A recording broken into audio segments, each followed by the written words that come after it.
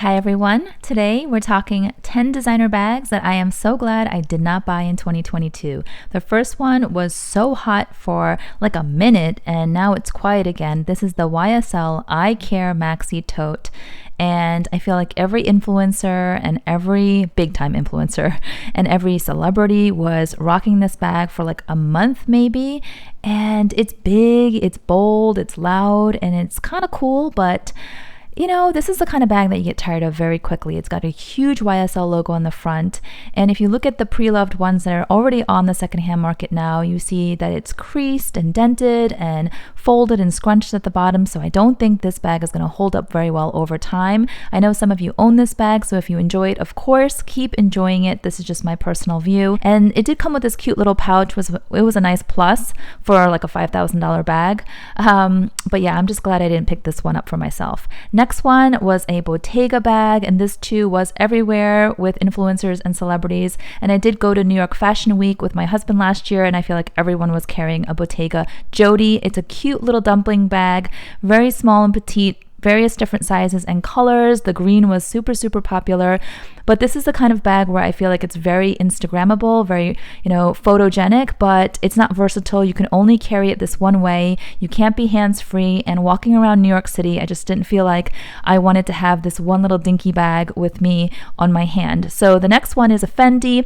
This too, very photogenic, isn't it? It's sculptural, it's kind of cool. I covered this bag when it was first released. It's the Fendi First. And I feel like if you are going to just take pictures of yourself all day, then yes, this is very cool and eye-catching. But to actually walk around with it, you have to babysit it. It's basically a large oversized clutch with this big F on it. And there's different sizes, and I do know that you can wear a strap with it or a chain strap with it, but it doesn't look as good. Honestly, it looks good as a clutch. It looks kind of cool as a clutch, but otherwise I feel like it's trying too hard. Here's a shot of it on the strap, and it doesn't do anything for me. So definitely another bag that I'm glad I did not pick up in 2022. The next bag that I'm glad I did not purchase in 2022 was this Prada re-edition crystal bag. I feel like everyone was unboxing one of these. Here's Cassie with hers. This actually suits her really well because she's really into blinging out, and I feel like if this is your aesthetic, then go for it. It just is a little too sparkly and a little too blingy for my taste. A bag has to be wearable, and I don't feel like I would feel comfortable wearing this. It looks kind of like jewelry. It's really fun. I have to say the photos don't do it justice. They made a variety of different styles, and when you go to look at them in person, they're super sparkly, much more sparkly in person and really eye-catching. So if that's something you're going for, more power to you. This version is the panty version. Yes, I call this the panty bag. You guys know if you watched my video where I roast some of the most hideous bags in my opinion, and yeah, this is just ridiculous, but I'm just showing you a lot of the crystal bags were really popular last year. Here we have the Chanel 22. My gosh, this caused all kinds of buzz. Some people said it looked like a glorified trash bag. Some people said it was so cool. It is just like a classic now, I guess. And me personally, it has just never spoken to me at all. If anything, I feel like I don't get it. I just don't get it. That's just me personally.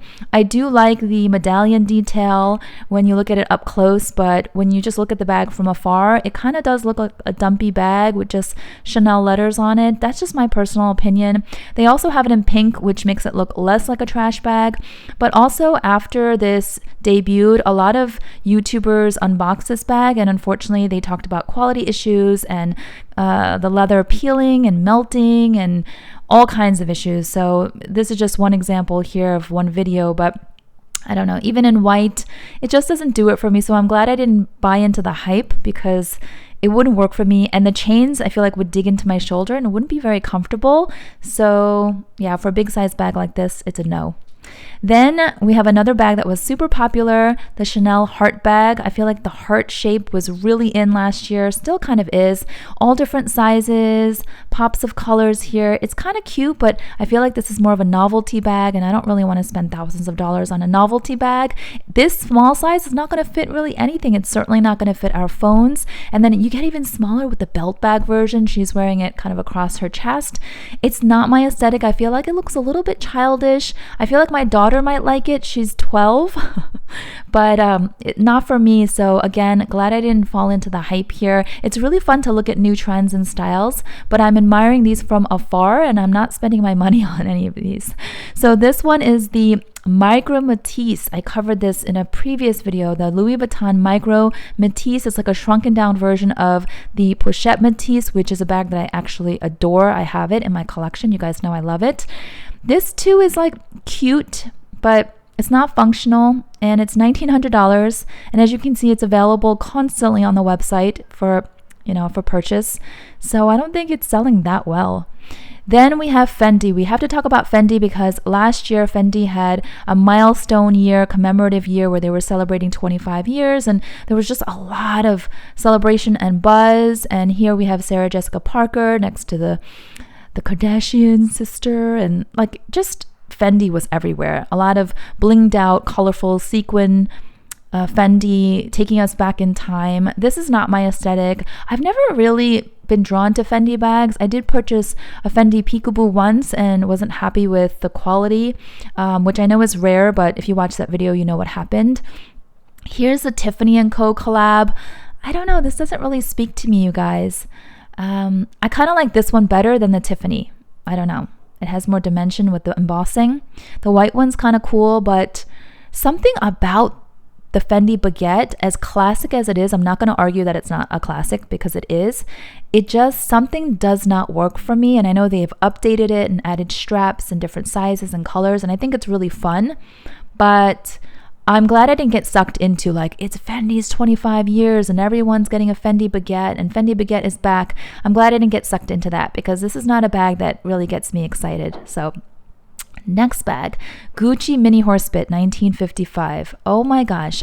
You're probably wondering, wait a minute, don't you have this bag? This is the vertical one that stands up and down. So it's super cute. I saw this first and I remember thinking, if they made this horizontally, like this exact bag in this design, but just lay it down horizontally, I'd be much happier, because when you put your items in a bag vertically, sometimes they I don't know, they get stacked and it's kind of like playing Tetris to get it out.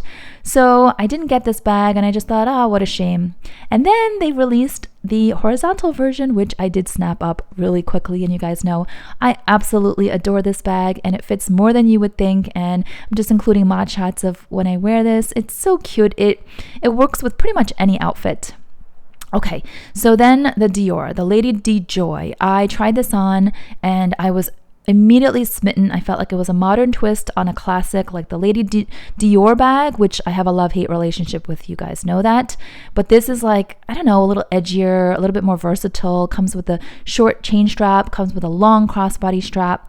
I spent a lot of time with these in the store, and ultimately I'm glad I did not purchase this because as much as I think it's kind of cool, I also am already kind of tired of it. And you guys know, I don't use my Lady Dior that much, and I have no confidence that I would make use of this one anymore. So it almost seems like repetitive and kind of overkill.